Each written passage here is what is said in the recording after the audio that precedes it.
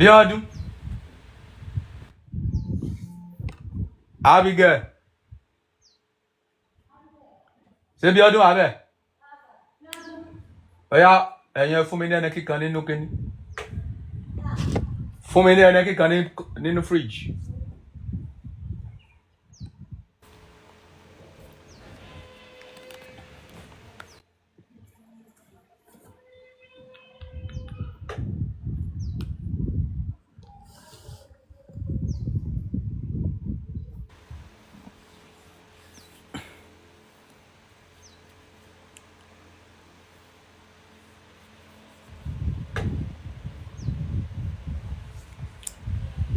Sandalili, sandalili.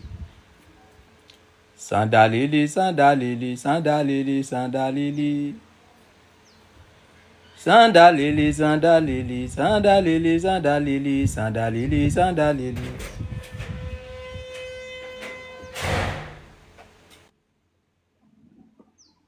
Don't use what? Don't use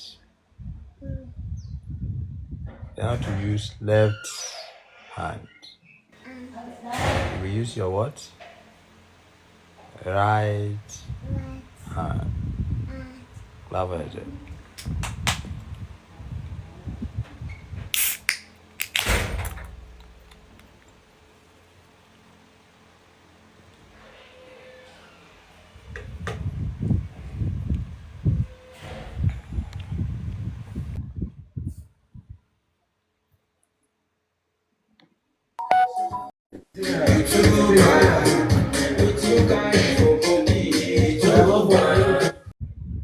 Àwọn òsínwọ̀n yìí ò mọ̀jú music lórí internet. Ọba Solomon ò kí ń gbọ́ music. Your music is interact my medulla oblongata of calamity.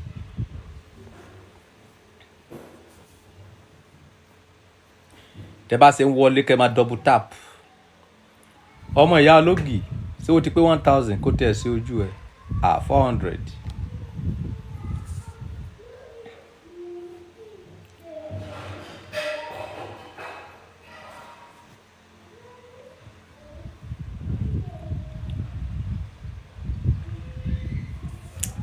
Olúwa Olúwa wa Ọlọ́run Ọlọ́run mi ọ̀nà àrà.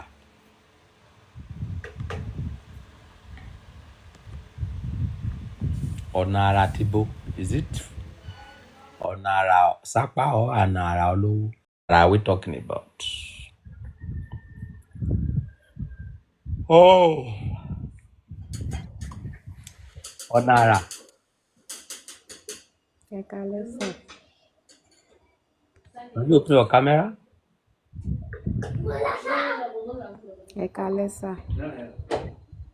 Ẹ káàbọ̀, can you open your camera?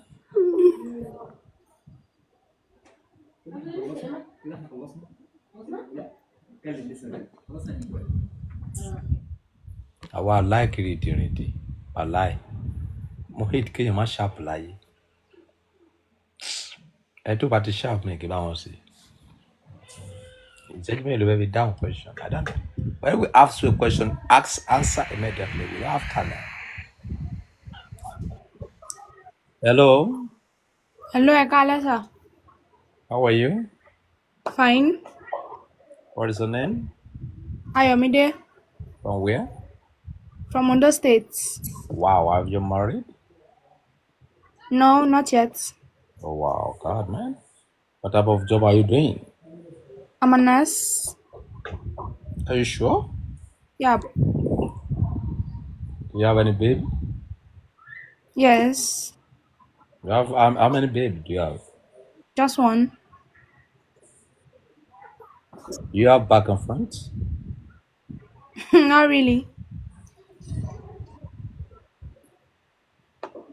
Oh God, man. Okay, why do you send requests? I just saw the live video, so I decided to join. Can we start a relationship together? I don't know. Can you open your cam?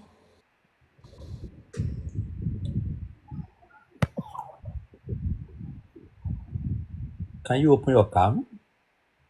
Yes.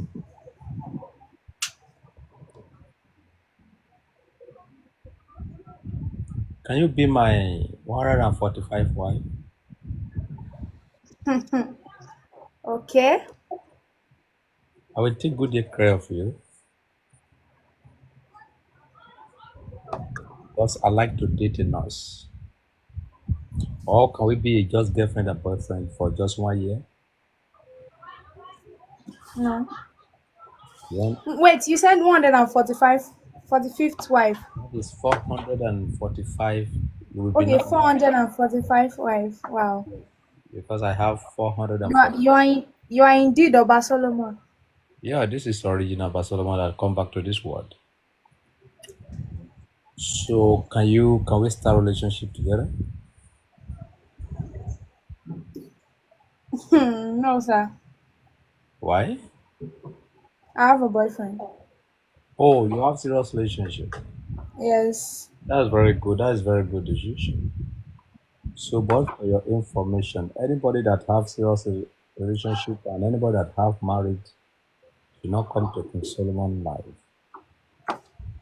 Mm, okay. because anybody that King Solomon cannot knock cannot come in. Okay. Because the reason why I love you is because of your job. Because I like a nurse that will be take care of me.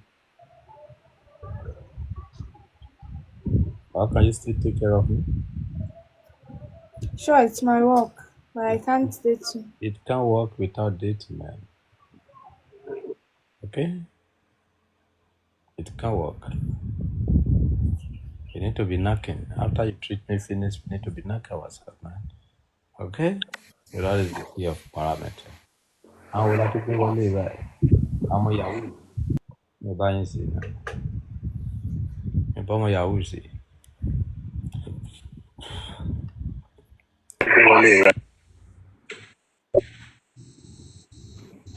Hello? Hello, Kabiyesi. Welcome. How are you? I'm fine. How you doing? Fine, fine, fine. Where are you? Where are you from? Where? I'm streaming from Ogun State. Where? From Ogun State, Where in Ogun State? Adodota. Can you open your camera? Eh?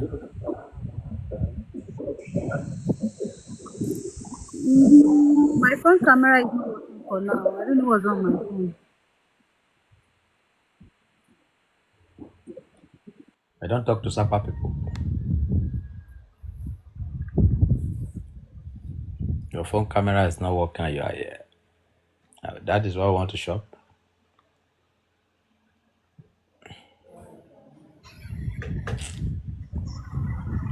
Hello? Hello, good evening, sir. Oluwadarasimi, is that true? Yeah. Oluwadarasi.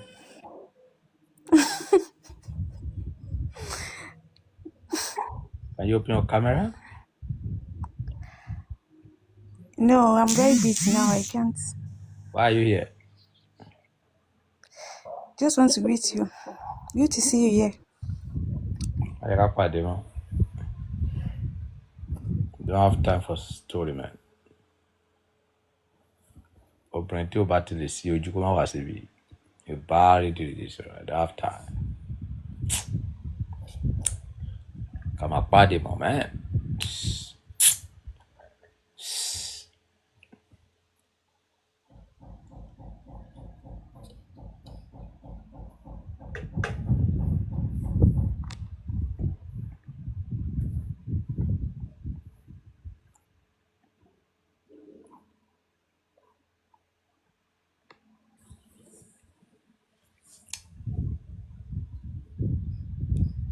Princess Anita. The name is beautiful. The name is look like Bilola name, but inside in true, it's a sapatit. Sapa plus sapalit.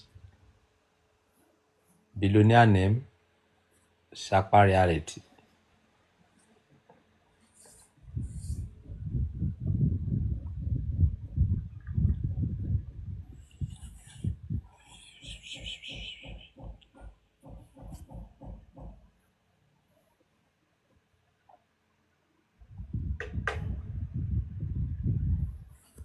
Dàbí gbogbo àwọn èèyàn wọ̀nyí wọ́n ní data. I don't have time. Ṣé gbogbo àwọn èèyàn ní data?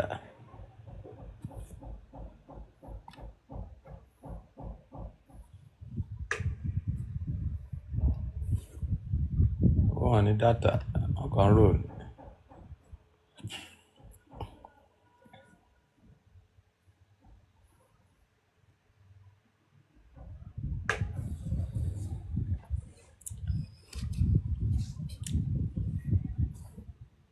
Anita. I will start you on that flame. I do not carry. Ẹ kọ́ lẹ́ sà, ọba. Ọba. Ẹ kọ́ lẹ́ sà, mo kí yín o. Ọmọ yín ni wá o. Olólùfẹ́ yín dẹ̀ ni wá láti bíi 3 years ago. Mo kí yín sà. Mo kí yín, a máa dára fún yín sí. Ẹ máa rí ṣe sí o. Ẹ ní lọ sẹ́yìn láéláé. Ìbá yín o. Mo ṣe bá yín ọba. Ọba ẹ ká sọ̀sọ̀ ọ̀. Káàbọ̀ sálàbọ̀. Nígbà tí bàbá House babe. House baby. àti bàbá. Ọba. Funny good. Funny good. Sir? Can you open your camera? Yes, sir. Open your camera. Let me see your beauty, man.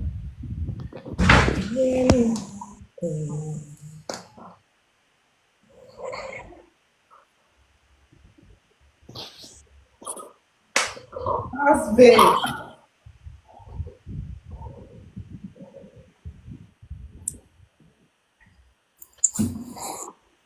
You're from where? Victor. Lagos. Are you the one that have? What did you say? Are you the one that have this abdomen? Yes, sir. Wow. See, bum. Oh God, man. Have you married? Have you married? I'm single. Oh, Already God. single. Wow. You have a babe? What did you say? You have a babe? Yeah, single mother of one. Oh God, man. Can you do 360?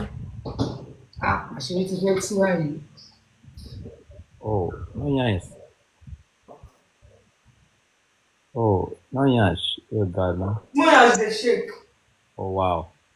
Can we start a relationship together? Yes, of course. Where do you say that you are living? In Ikorodu, Lagos. Can you come to Abeokuta tomorrow?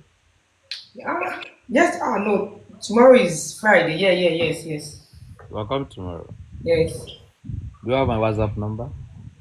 No. Let me give you immediately that time is going. Not time. Okay. I like what I see. All right. 08134276756. Any soon. Hey, they want me to comment section. We have somebody to type it and screenshot it, man. 08134276756. The conference le ma wa ni abi parking abi Mama wa ní kí lórúkọ ẹ̀? What is the company's name? Mama wa ní Mistro. Mistro Hotel. Mistro Hotel. Àbí kí n wà ní. Parking le mi ma wa. Okay, like parking. Yeah. No problem. A lè lo parking náà. Okay, so bẹ́ẹ̀ ilẹ̀ máa sanwó àbí mi mọ̀ sí. Tó bá di débẹ̀ kó pè mí máa fún ọ lówó ìdí mẹ́bí. Okay, no problem.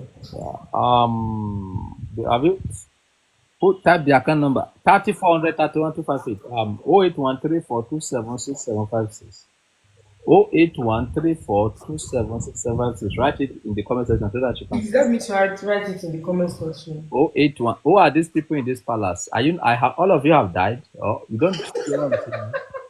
Okay, that is Alubarika Oya Mabarak Oloko. Okay. 08134276756. Yes, Alubarika and fake ni. Alubarika and fake ni.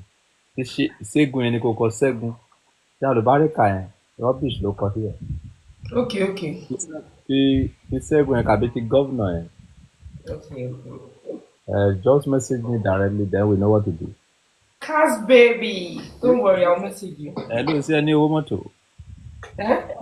Say lomo to tell if you wa. Tẹ́ bá fún mi máa gbà bọ́ mo lówó. Tí o lówó mọ́tò tó lè fi wá woman, I don't have time. Ó ti sà. DM with your account number. Time is good, man. Now, Yes, DM with that number with your account number. ṣé mo lè pè é sìn sà? Do you understand what I'm saying? I said that Okay, you yeah. DM with your account number, man. Okay. You are talking to billionaire. Okay, sir. Ekulua, what can I do for you, man? Baba, good evening, sir. That means going point. Yeah. We shall release the new track and we can help the other. So a lot of you. So a lot of help to you. We come back with you. So the best shoot. Come again? Moshe, I just released new track. A lot of you. I'm a musician. So and I want to shoot it in video. Go and shoot it now. What? That? Go and shoot the video. What disturb you, man? See, I just released the music, the track. A lot of you. So I want people to use it. This place does not have any music, but you can tell them. I want to shoot it. Come again?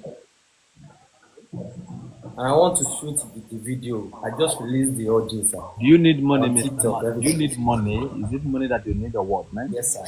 If you need money, Yes, you sir. can already, because we are here to spend money. We are not here to gamble or to pay another thing, man. I need money to shoot it. How much do you need, man? I need 160, sir. 160,000. I'll give you 200,000. Just give me your account number. That is good. Allah Akbar. God bless you, Baba. Yeah. So, who is the next person?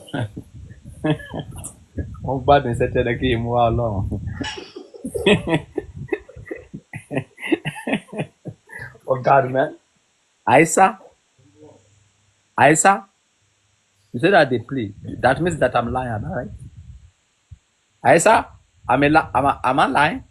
No. Not you. I talked to the one of my ladies in Instagram said that they play. Me they play. Big Isa, now you said that na kiti to go.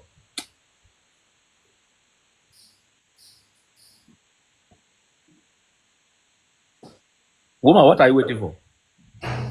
Mo kàn fẹ́ wojú yín ni. I said your account number. Time is going. We don't have time here. Okay. I'll send it to you. Sorry.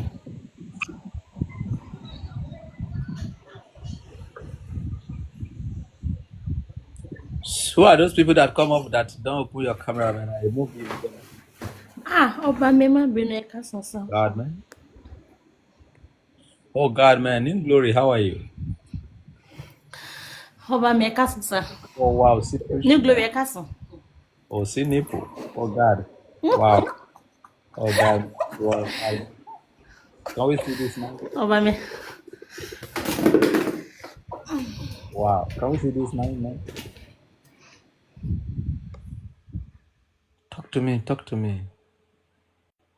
Ọba, what did you say, sir? Can we see this night? Can we do this night? This night? Ọba mi, where are you, sir? I'm in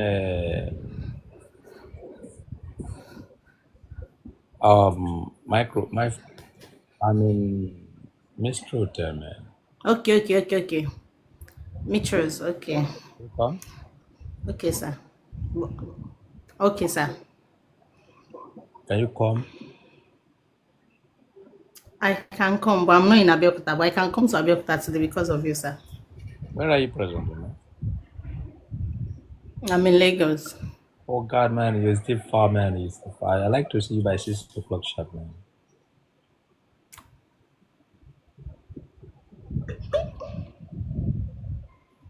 You don't know that you're beautiful like this, man. Oh, God. See this woman, see this new girl.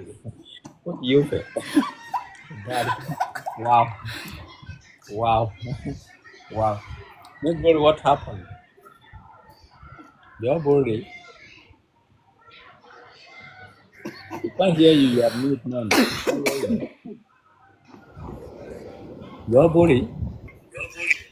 Ọba mi o, Àjẹgbáyé, Kẹ́mi Ọláògùn. Face of the palace is glamming Face like of the palace. like Oti, man. Don't call me Oti.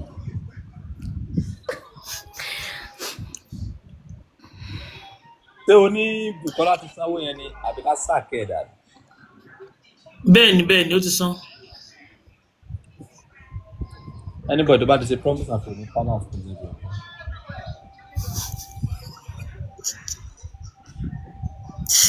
So Face of the palace ó tójọ́ mẹ́ta kí ló ṣẹlẹ̀ what happened? I should be expecting you.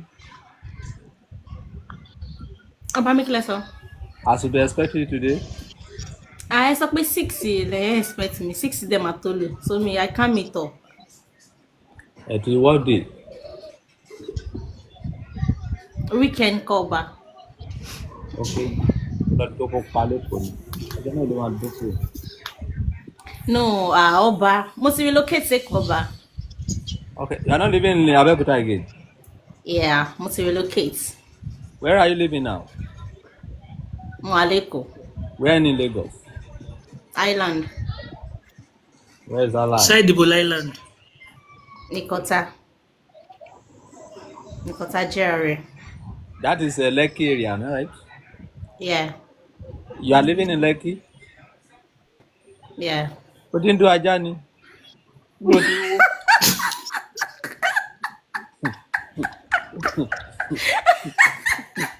Where do you see money? Oh Jesus. Ọba mi, about the time you woman láti join.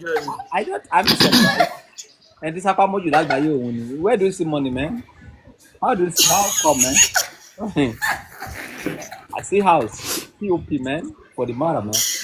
So where do you see money, man? Can you tell me, man? Can you tell me about it, man?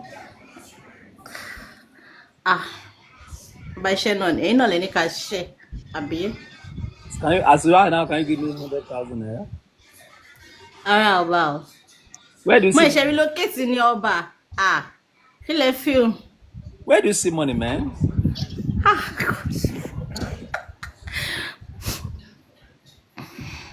Ọba ṣe mo kú mo ti parí school. Ọba mi ṣe ń ka comment section yẹn Ọba mi. Ẹ máa ẹ̀yin lẹ mọ̀ New Glory. Mo busy. Máa sọ fún Ọba. Ẹ̀yin lẹ mọ̀. Mo busy ni. Ito ẹni mi ṣe wá sí orí TikTok. Mo lọ defend project mi so ó dẹ̀ ní láti ó gba so much concentration. So I just have to concentrate. So now you are not the biggest in Lekki now, am I right? No, but baby girl, she need me. Baby girl, I'm still baby girl. Ọba mi ṣe ká comment ṣe ká. Ọba ẹ̀kọ́ lẹ́sà, ọba mò ń bọ̀ ẹ jẹ́ kí n sáré wọṣọ. Eka san sir, New Glory, Eka san, Message Princess Anita, Ẹ̀kọ́lẹ̀. Colors. Ọba ẹ̀jẹ̀ Lóńgẹ́ wọ̀lá. Bùkọ́lá ṣẹ̀wọ̀. Eka san sí. Madam Anita. Báyọ̀ Ẹ̀kọ́lẹ̀. Ọba o, ṣé ẹ̀ ń gbọ́ mi sir? Yes. Yeah, mo ti send 40,000 yẹn sí New Glory o, 30k yẹn àti 10k yẹn mo ti send ẹ̀ sí wọn. Okay, you are Mo ti sọ welcome. fọ́ba. Okay, all right. Thank you, sir. Thank you, ma. We don't try to lead you. Look at the palace. I like a lot, but the last time over there, escaped. What they escaped. I'm back with that. Má lè sọ bẹ́ẹ̀ Ọba mi. So, ọjọ́ weekend what? Sir? Ọjọ́ ló ká sọ fún káfí. Weekend now. Ọjọ́ ló máa bọ́ sí weekend. Today is Thursday. Ṣé ẹ̀rù ń bá a láti sọ̀rọ̀ lójú boyfriend rẹ̀? Boyfriend Baker. Ẹni tó wojú ẹ̀ ní kọ́nà ẹ̀. No, anybody will send you Ọba.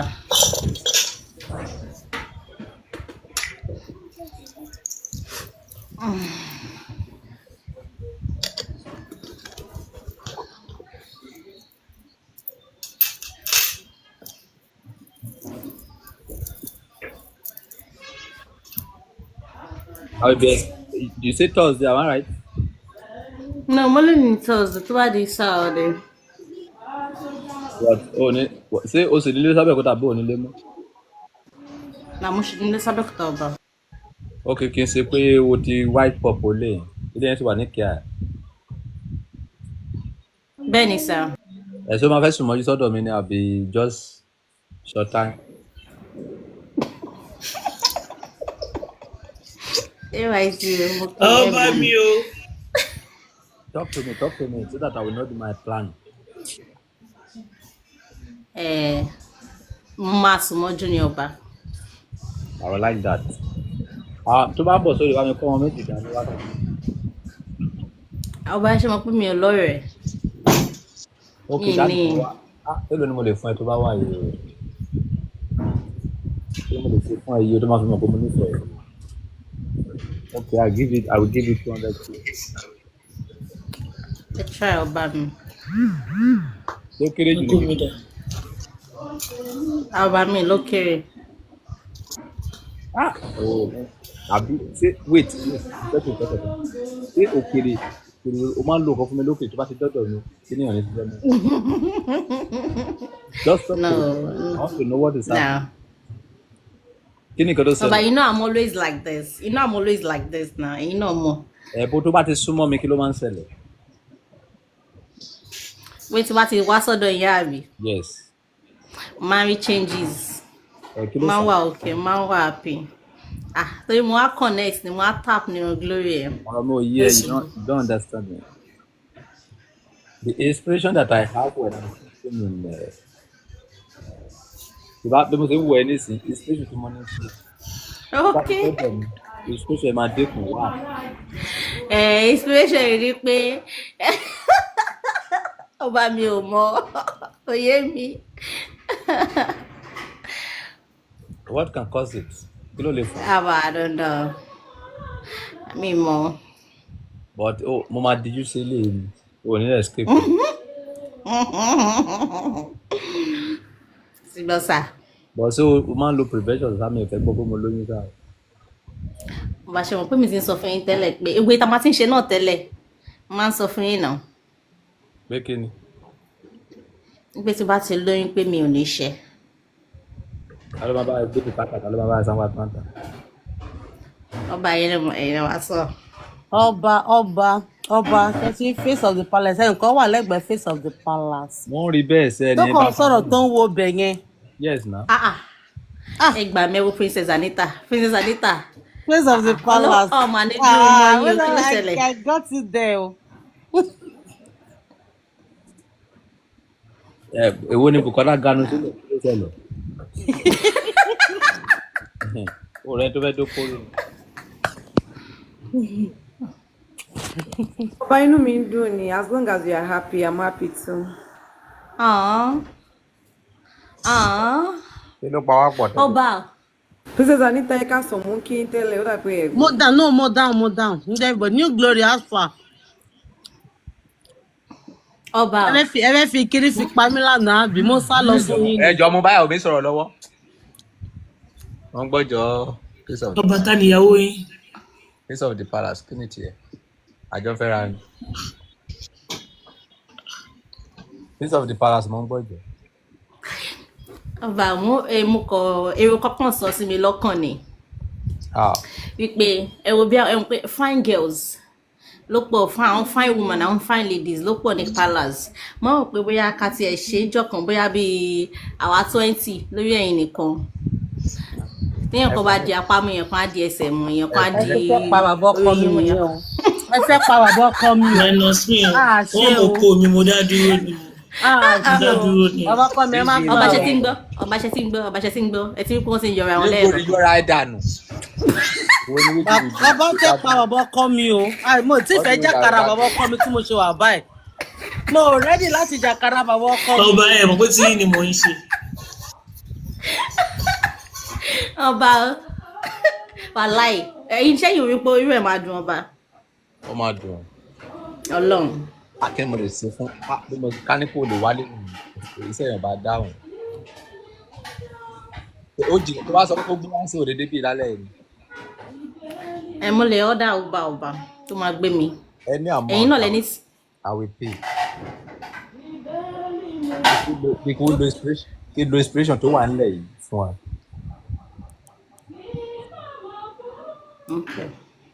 Tó máa wá. Ṣé lè ní ọba? Mi ilẹ̀ ti ṣú. Ṣé rí ọ̀nà Ìjẹ̀bú yẹn ọ̀nà yẹn ò dán máa kidnap? Ṣé bá dẹ̀ ni pé kí lọ gba ẹ̀pẹ́ wọlé. Ẹ̀pẹ́ yẹn ò dá. òun ni ọ̀nà Ìjẹ̀bú yẹn. Tí bá ní pé kí lọ gba ọ̀nà Bega, ó dọ̀ play wà ń bẹ̀. Bega is far. Ẹ̀pẹ́ ló máa easy. O lè má fáyìn lọ́la mọ́. Kí mo lè ṣe? Ok, ṣé o lè jí wá láàárọ̀ láfìrí? Ọba mo níṣẹ́, mo ní client mo fẹ́ lọ bá ṣiṣẹ́. Mo tó bá ti di Saturday. Situation tó ń gbá lọ́sàn yìí lágbára. Ẹ jọ̀ọ́. Kí ni sí bàbá ọkọ mi o? Tẹ́ bá fẹ́ lọ o. Ẹ má promise bàbá ọkọ mi o. I don't joke with my father-in-law. You see my father-in-law? I don't joke with him. Tẹ́ bá fẹ́ lọ, ẹ má promise bàbá ọkọ mi o. Big Aisha. Àwọn tó ti mọ̀ mí látàyè Instagram nìyẹn. No be today. Ọba up nepa wọ́n ti múná dé. Àpẹẹrẹ pé o ti sórí lọ́dún. Ọba ìjọ mo fẹ́ sáré ṣe ìpolówó, ṣé mo lè sáré sọ̀rọ̀ sá? Ó yá jẹ́ ká gbọ́. Okay, ẹ ká sọ gbogbo ilé orúkọ mi ní Face of the Palace. Ẹ jọ̀ọ́ fún ẹ̀yin tẹ́ bá wà ní Island, tẹ́ bá fẹ́ ṣe irun, máa ń ṣe frontal, I do frontal wig, I revamp hair, and I wig as well. In as much you are within Island, and ẹ̀yin tẹ́ bá dẹ̀ wà ní mainland náà, I can send irun kí bá yín rí wig ẹ̀, kí bá yín revamp. Tẹ́ bá dẹ̀ fẹ́ ṣe. Go on.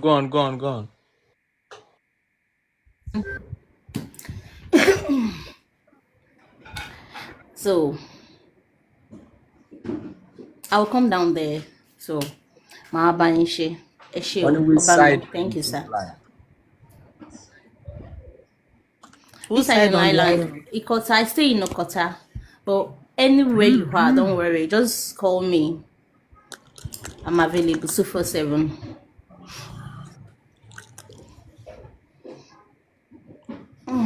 So Ikota dé Eleganza side.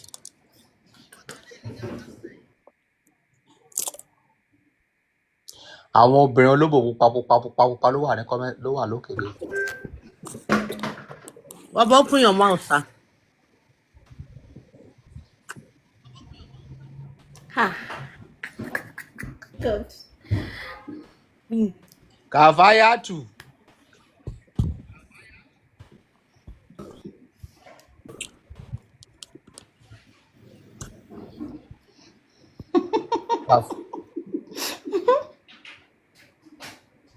Ẹ̀yin tẹ́ wà ní comment section ta ló find náà àwọn ladies yìí jẹ́ kí n máa gbé wọn wá. Ọbẹ̀ tún tún bẹ̀rẹ̀ o. Jẹ́ kí n máa gbé wọn one by one. This is Bukola Alonso. See her very well. See the face. See the open. You have seen it. That is one. This is the second person. You have any glory here. Two. He is a Babalawo. He is a father.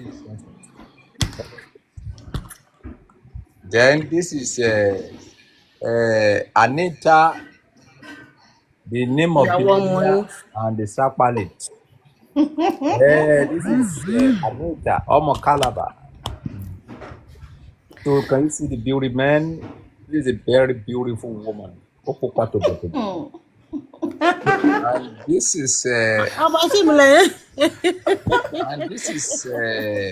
face of the palace of King Solomon. Ọba. So anywhere tẹ́ bá ti rí Ọba Solomon, they go to the face of the palace in there. Aṣojú Ọba white. Yeah. So now, who is the most beautiful lady out of them? Face of the palace one. Glory fine. Taliga Glory, okay. Face of the palace two. Face of the palace. Are you sure? So face of the palace, find out to kun lọ. Mọ èèyàn tó fine. Say face of the palace, find to Anita. Ó kì tòbòtòbò ni. Iṣẹ́ burúkú ayé. Ó kì tòbòtòbò ni o. Ọba. mẹ̀yàn wò ni. Ṣé face of the palace kì ṣé face of the palace fine ju Anita ni ẹni tó ugly jù níbi New Glory ni. Position up 360 kì í ṣe 360 ni. Tó bá yẹ ṣe 360 ni. Láì ṣe 360 kan wo ọkọ̀ tó wà ń bẹ̀. Ẹ máa wò ṣe. Wọ́n yẹ 360 ni.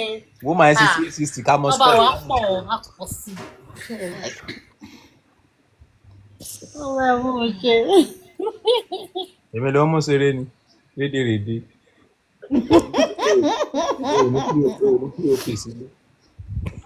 Ọbẹ̀ má bínú. What, you are the one that ugly pass. New Glory ló fún ìjò níbí. Ọmọ ni. Àwọn ọ̀tọ̀ ní kéèyàn bó pa, ọ̀tọ̀ ní kéèyàn tún máa glow. New Glory só lo makeup ni. Do you use filter? Do you use filter? What is that? ẹnu New Glory. Àwọn pẹpẹ ọbọrẹ. Ẹ wo gbogbo yẹn fi ra ṣe ń pẹṣọ. Iṣẹ́ burúkú. New Glory ni I swear Glory fine. Wà ẹ pọ̀. Do you use makeup or you use stylist or you use this thing? Mo lo lip gloss. Kí ni ojú ẹ ìwọ ṣe ojú àbí? Yeah. Àwọn odò ní natural beauty sí bí you need the natural beauty. Ṣebí o ṣe makeup. No, Oba. No. Oh God, man. But why tó ṣe wá lẹ́ran lóko kí ló fà?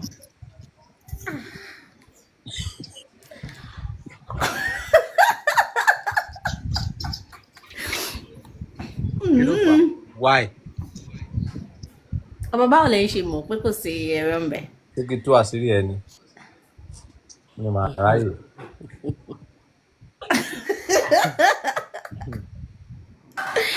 Èmi ò sí bẹ́ẹ̀ o.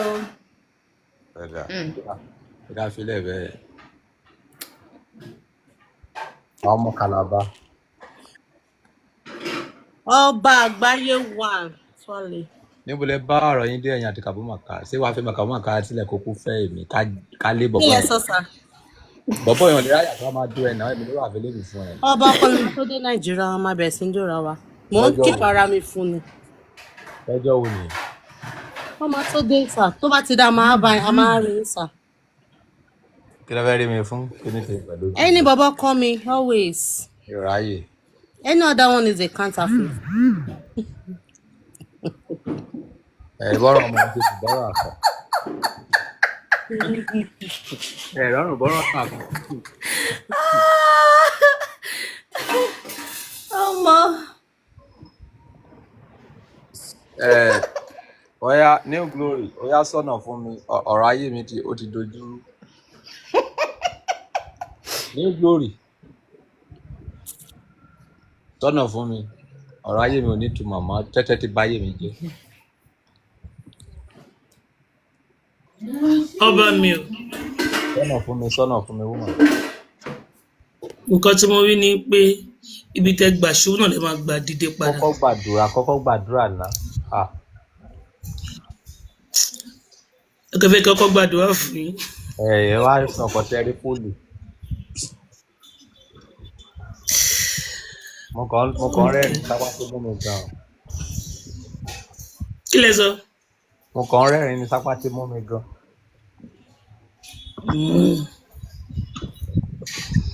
Ayérayé Ọlọ́run ẹ̀yọ́ níjìnlẹ̀ fẹ́. Kábíyèsí.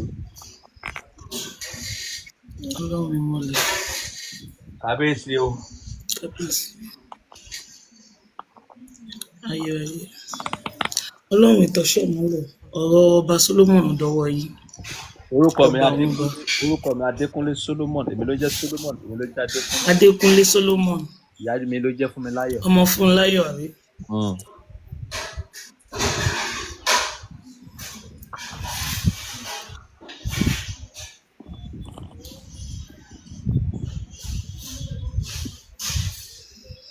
ọba tó pọ̀ nípa ti àgbàrá kábíyèsí.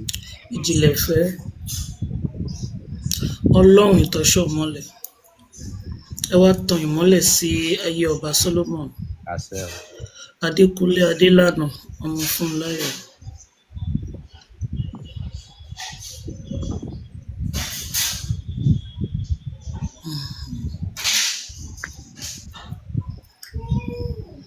Ọba mi ò Kẹ́mi Ọláògùn. àṣẹ o.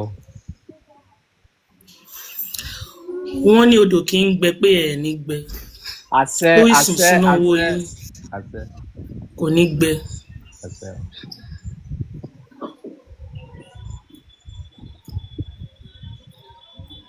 Ọba mi gẹ́gẹ́ bí sọ lẹ́ẹ̀kan ẹ má jáwọ́ nínú tẹ́tẹ́. Ṣe ilé ẹjọ́ mẹ́ta yìí ẹ máa jẹ owó gidi, owó tó lámìlaka. kí má jáwọ́ ń bẹ̀. Ẹ má jáwọ́ ń bẹ̀ o. ìyá mi gẹ́. Ẹ máa jẹ owó tó lámìlaka. kò kí má jáwọ́ nínú tẹ́tẹ́ yẹn. Èèyàn kan wà nílùú òyìnbó ẹni yẹn gan máa fún yín lówó. Èèyàn kan wà nílùú òyìnbó ó ń láti fún yín ní owó. tí máa fi ta tẹ́tẹ́. Mi wàá mọ̀ ẹ́ láti wọ̀nyí ní kẹ́ fi ṣe o. ọmọ sọ̀rọ̀ yín lọ́mọ gbádùn yín. Bọ̀ ẹ sì máa jẹ owó kájẹ pátá sí jokes apart ẹ máa jẹ owó gidi nínú tẹ́tẹ́ yẹn. you ma stop well. Ẹ má stop ẹ. ìyá mi gẹ́ẹ̀lì. Ṣùgbọ́n sọ pé kẹfọ ẹ máa fọgbọ́n ṣe náà ni ẹ má stop ẹ máa jẹ owó tó ṣe dáadáa. wá.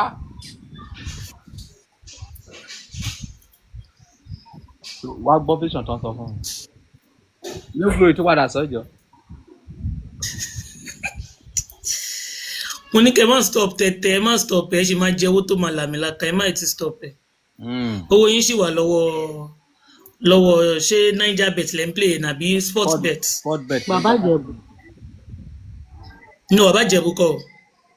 sport bet sporting bet.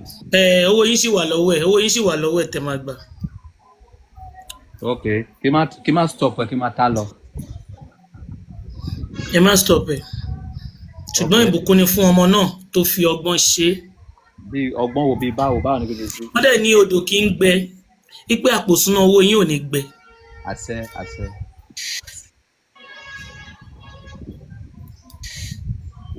Ọba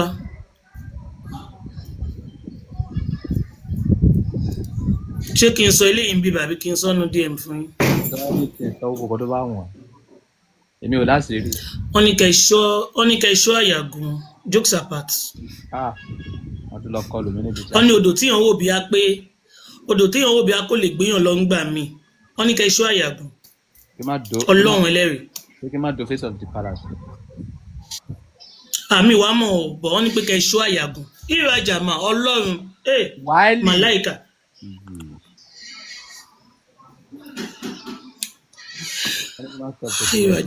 Face of the palace. Face of the palace. Mo dá yín lọ. Wọ́n ní kẹ́ lọ tàgbàlagbà mẹ́ta ní ọ̀rẹ́. What do you mean? Ṣé ti parí vision mi. Wọ́n sáré rán mi sí face of the palace ní ẹ má bínú ọba. Parí tọ̀dọ̀ mi náà first.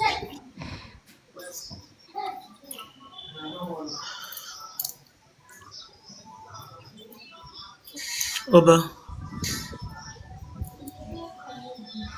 Mo máa tẹ̀lé ìpínlẹ̀ sọ yìí o. After 1 week, wọ́n á fún ilé sí. Bí bá ṣe kó bí mo fẹ́ lọ bẹ̀rẹ̀ tẹ́tẹ́ padà, mo tẹ́lẹ̀ ìdílé wá àpò yẹn tẹ́lẹ̀ máa lọ download ẹ̀ padà sí. Wọ́n ló ń da fọ́mọdé náà kò fọgbọ́n tí wọ́n ní pé kíákíá bá. Wọ́n ní kí n máa ta tẹ́tẹ́. Wọ́n dàdúmẹ̀ sí pé kí fọpọ́ lọ sí tó bá fẹ́ ta. Ìdí pé kí lọ kó 5 million 10 million tí wọ́n kó lè rẹ̀ sí. Àbí? Ṣèbí kò tẹ́ sọ nìyẹn. Bẹ́ẹ̀ni.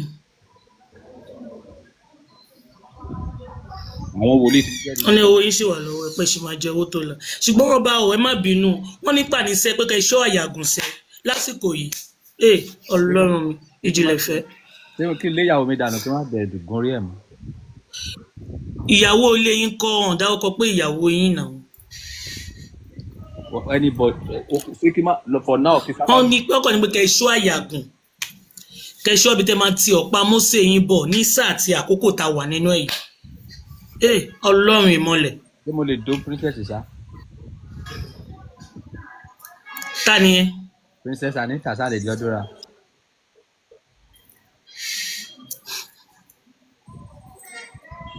Ok, jẹ́ ká ṣe báyìí. Because àwọn tí mo dó pọ̀, jẹ́ ká kọ́kọ́ yẹ ti face of the palace. Ṣá lè dóra kàbá lè dóra. A ti ń dóra tẹ́lẹ̀ o. Ọ̀sá lè dó padà máa continue kàbá lè ṣe. Ọba, wọ́n ní ní sáà àti àkókò yìí kẹ́ṣọ́ bí tẹ́ máa ti ọ̀pá Mósè yín bọ̀ kẹ́ṣọ́ ìyà tẹ́ máa dàyà kọ. Mi ìdáwùkọ face of the palace, mi ìdáwùkọ anybody fún yín ọba. Woman, ẹ má bínú mà, owó lè mà. Ẹ jẹ́ kí vision yín máa yé ènìyàn. Ṣé kí n má dóbò rárá ìyàwó ilé mi nìkan? Àbí báwo mo ti fẹ́ sọ àyàgùn? How? Ìyàwó ilé yìí nìkan for now, bá fẹ́ kí n sọ fún yín. Bí ọjọ́ mélòó? Fún 41 days. 41 days. Òbó kú. Àwọn tó tọ́jú máa pa á máa pọ̀. Princess dẹ̀ sọ pé ó fẹ́ wá lọ́sẹ̀ yìí tẹ́lẹ̀. Èmi náà dẹ̀ ni mò ń bọ̀ Sátọ̀dé ọba. 41 days. So after 41 days mo lè máa ṣe lọ, àbí? Bẹ́ẹ̀ ni ọba. Oya face of the palace dúró de after 41 days ní kò tó wá. All right, sir. Face of the palace. Ma. Ṣé ẹ ní bínú? Ṣé vision mi ti tán? Ó ti tán, ó ti ká wàhálà yín kú, ó ti ká kó wájú mi, ó ti tán. Jẹ́ kí n ṣètè lọ. Ọbẹ̀ mẹ́ta. Kí ló ń ṣe ẹ̀yìn? Mo máa ń gba vision bọ́. Ọba ẹ̀fà singlet yín sísàlẹ̀ ọba. Ok, ẹ rí inú mi, mo fẹ́ kẹ́ wo flat tummy mi ni. Bẹ́ẹ̀ni. Mi ò ní tìmọ̀, ẹ bá wò ó ni. Mo ti sẹ́ǹdì okó mi fún ẹ̀rẹ́ wà láàárọ̀ yìí. Ní Glory mo ń gbọ́ imú wà pẹ̀lú yín.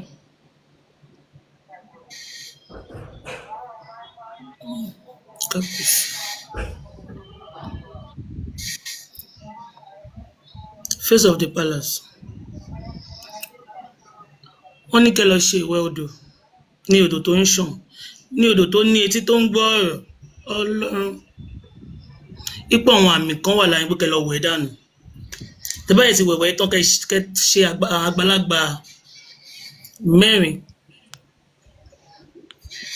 Àgbàlagbà mẹ́rin kẹta wọn lọ rẹ̀.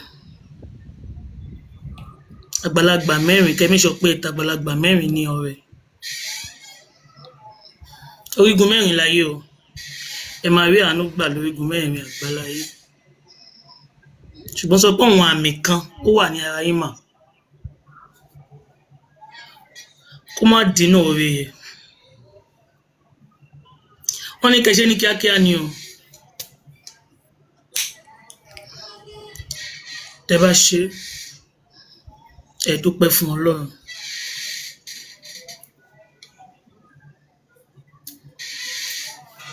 Ṣé gbọ́ mi ṣó yé yín dáadáa àbí kò yé yín dáadáa? Kò yé mi. Mo kọ́ tẹ́ sọ mo gbọ́ bọ̀ kò yé mi.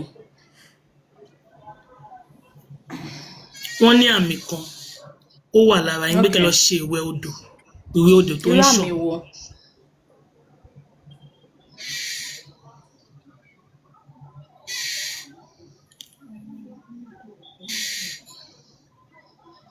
Àmì ò ń ṣe àmì tó dáa. Òun ló fi ní kẹ́ lọ ṣe ìwẹ̀ odò kẹ́ lọ wẹ̀ dànù. Kẹ́dẹ̀ ta àgbàlagbà mẹ́rin kẹta wọn lọ rẹ̀. Tẹ́ bá ti ṣe ìwẹ̀ yẹn tán. Kẹ́ ṣe sàárà ẹ̀. Àgbàlagbà bí obìnrin. So àmì ẹ̀kọ́ máa jẹ́ kẹ́ máa ní ìjákulẹ̀. Ṣé àgbàlagbà ni ẹ ní àgbàlagbà àbí obìnrin mẹ́ta tó jẹ́ àgbàlagbà?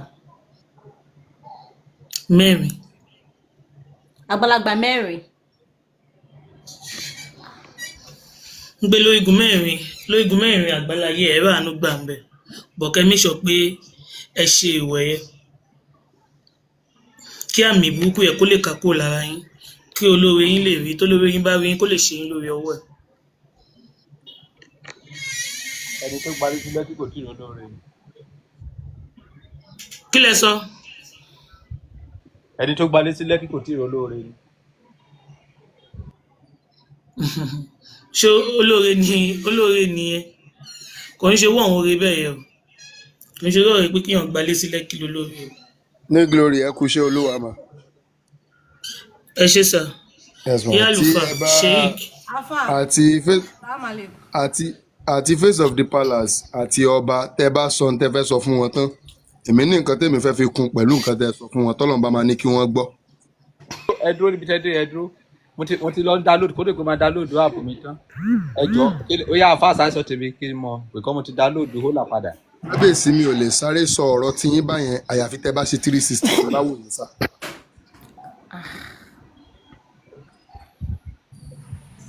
Ara fẹ́ pa what is the problem Mr. Man? Ara tẹ tó fẹ́ rán sí mi yẹn ogun kan tún ní nínú ayé yín sá. Ṣé wàá sọ ẹran mi lẹ́rọ àbí kí n máa ta tẹ́tẹ́ mi lọ ká. Kábíyèsí ẹ wá fẹ́ ṣépè fún mi ẹ ṣépè fún mi ṣùgbọ́n tèmi sọ fún yín ni pé ẹ dúró nínà ro kárí yín ẹ lè wọ aṣọ ẹ lè wọ agbádá ṣùgbọ́n kẹ́ dúró nínà ro kárí yín. Ó ti ní láti sọ fún yín tẹ́lẹ̀ ẹ̀yin àti face of the palace ni mo fi wá sókè láti ní kí wọ́n sọ àwọn ọ̀rọ̀ fún yín. ẹ jẹ́ kí n lọ wá sọ bíbélì sọ pé báwa gba ẹ̀mí gbọ́ mọ́ bọ̀ jẹ́ kí n lọ wá sọ. Alpha o. Kí ẹ̀ ń gbọ́ mi? Ló ń jẹ́ Bùkọ́lá. Ẹ rí pé mo sọ̀rọ̀ lórí láìpẹ́ lọ lánàá ni. Yà. Ṣé mi ò lánú lẹ̀? Èyí tẹ́ là ó ju ẹnu lọ. Bá a ṣe ń wo gbogbo ẹ̀ lélẹ̀ bá ṣe ṣe ẹ wo mi mọ̀ pé báyìí ló ṣe máa ń rí èmi rò pé báyìí ni wọ́n wá ṣe báyìí. Afa ẹjọ́ mi ní pé máa lọ ẹjọ́ ẹ sáré sọ tèmi kí mi. Ní glory kí n tó lè sọ anything fún yín ṣe ń gbọ́ mi. Ẹ máa gbìyànjú láti lè ní pé kẹ́yìn fúnra yín kẹ́ dúró níwọ̀n bẹ́ẹ̀ ṣe ga tó kan rí yín màá ṣàlàyé nǹkan tó kù tí mo fẹ́ ṣàlàyé fún yín. Etí ní glory sọ yà. Ok. Afa èmi kọ́. Ló ń jẹ́ Bùkọ́lá wàláì mo fi Ọlọ́run ọba búra yín tẹ́lẹ̀dá yín bínú sí ni wípé ẹ̀ ń fa orí ẹlẹ́dà yín dànù.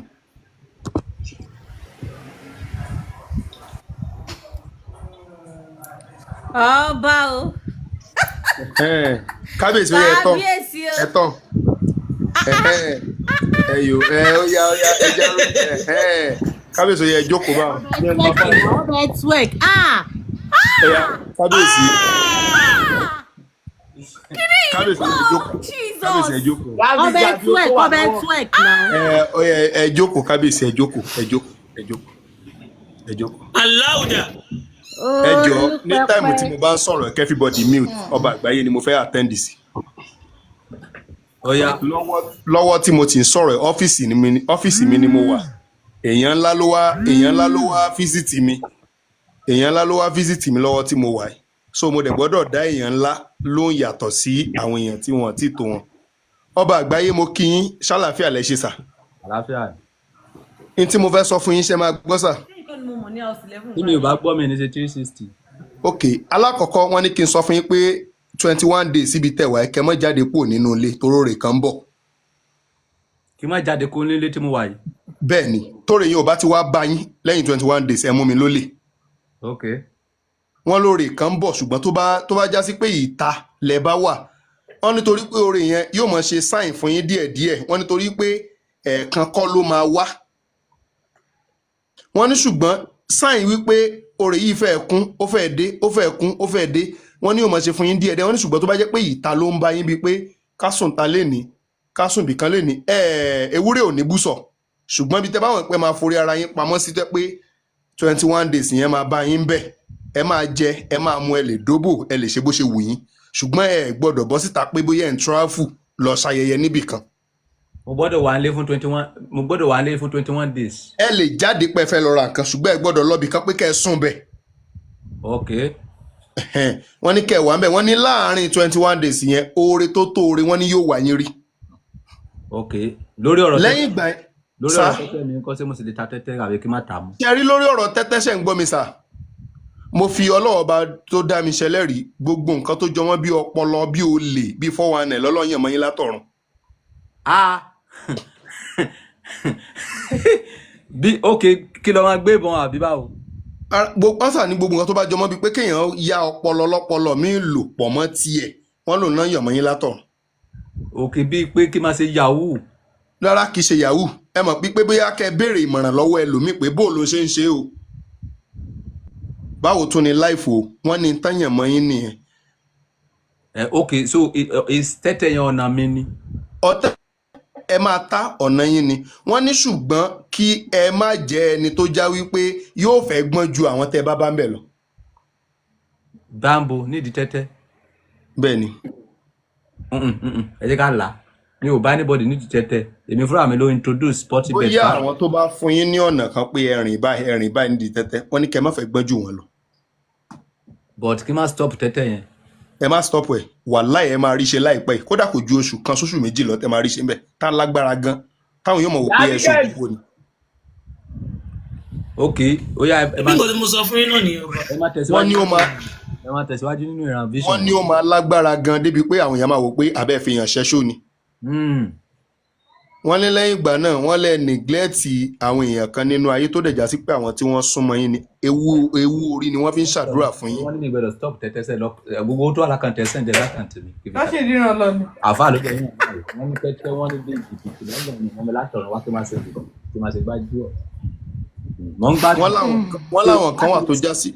that means wípé odò Ògúndábèdé ló dá fún mi.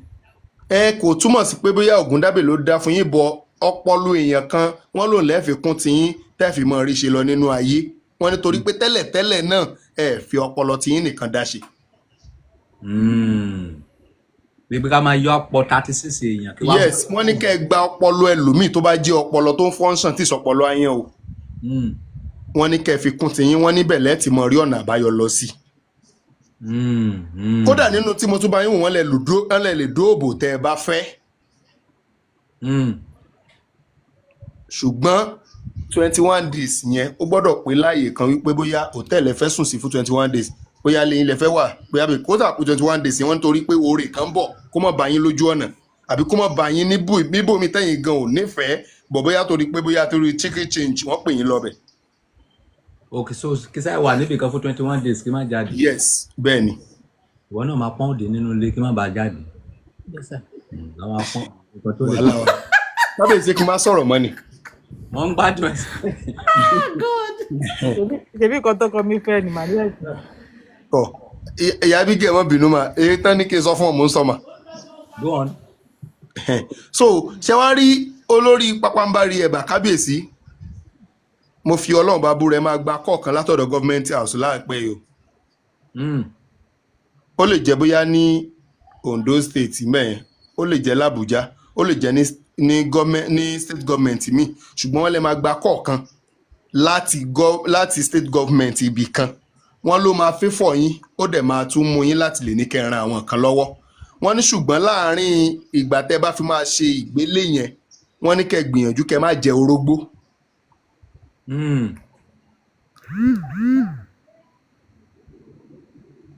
wọ́n ń gbádùn ẹ. so bí àárín yẹn bó ṣe rí òun nìyẹn wọ́n lọ́jọ̀gbọ́n ni yín wọ́n láwọn kankan wà tẹ́ ń ṣe wọ́n ní kẹ́ má fi sílẹ̀. ṣé ń gbọ́ mi sà. bí kíni. ẹ̀yin lẹ mọ oríṣiríṣi àwọn kan tẹ́ ń ṣe bọ̀ àkọ́kọ́ ni wípé tẹ́ bá mu ọtí ẹ má fi ọtí sílẹ̀. wọ́n nítorí wípé àwọn nǹkan tí ẹ̀ ń lò tó ń bára yín lára mu yẹn wọ́n ló ní àwọn ẹ̀mí kan tó ń pè wá fún yín tó ń darí yín bí àwọn holy center. wọ́n ní kẹ́ má fi sílẹ̀ so ṣùgbọ́n lórí gbogbo ẹ kóra dúró 21 days nínú ilé. ẹ̀yin òbò tẹ́ wà níta dáràn 21 days mi ò jáde mọ́. so bó ṣe jẹ́ nìyẹn ṣùgbọ́n ẹ jẹ tẹ́tẹ́ kan yóò ní agbára wàláì. màá ní mo ti lọ download app yín sísìn tí bá ti kú. kábíyèsí tó bá yẹ pé gbogbo nǹkan tẹ́ bá mọ̀ bóyá ilẹ̀ family house níbẹ̀ ọgbọ̀n kan ní ẹ lọ gbé ta láàrin 21 days yẹn kó sí ẹ máa jẹ owó kan yóò ní agbára débi pé títọ̀ kí máa fàyà.